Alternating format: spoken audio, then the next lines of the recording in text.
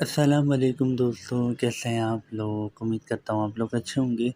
आज हम लोग आलू कोफ्ता जो है वो बनाना सीखेंगे और ये देखिए हमारा आलू कोफ्ता बेसिकली जो है वो बन चुका है और इसी की रेसिपीज़ मैं आज आपके साथ लेकर आया हूँ। तो अगर आप लोगों को मेरा चैनल पसंद आया तो प्लीज़ मेरे चैनल को आप लोग सब्सक्राइब करें। तो चलो दोस्तों अपनी वीडियो शुरू करते हैं।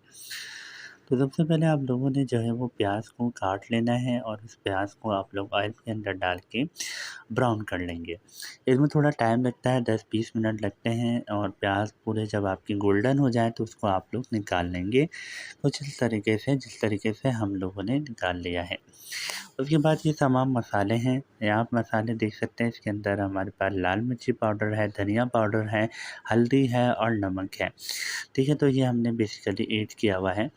तो 1 टेबल स्पून या 2 टेबल स्पून आप लोग ले सकते हैं। इसके बाद इसके ऊपर हम लोगों ने लहसुन अदरक का पेस्ट जो है वो डाल दिया है।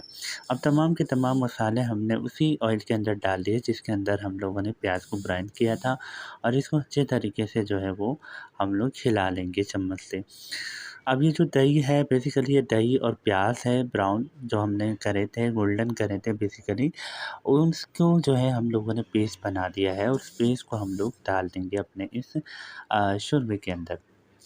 अब इसके अंदर हम लोगों ने पानी ऐड कर दिया है, 2-3 जो है वो गिलास हम लोगों ने पानी ऐड किया है, तो आप लोग भी जो है वो पानी ऐड कर सकते हैं। अब हम लोगों ने जो है वो कोफ्ते जो है वो बनाना स्टार्ट कर दिए हैं, कोफ्तों को हमने डालना स्टार्ट कर दिया है, तो आप लोग भी कोफ्तों को जो है वो इस तरीके से डाल सकते हैं। अब इसमें हमें थोड़ा-सा पानी जो है वो कम लग रहा है, तो हम लोग इसके अंदर थोड़ा-सा पानी और ऐड करेंगे और उसके बाद हम लोगों ने आलू को जो है वो काट लिया है और आलू को जो है वो फिर हम इसके अंदर ऐड करेंगे क्योंकि ये हमारे आलू कोफ्ते बन रहे हैं।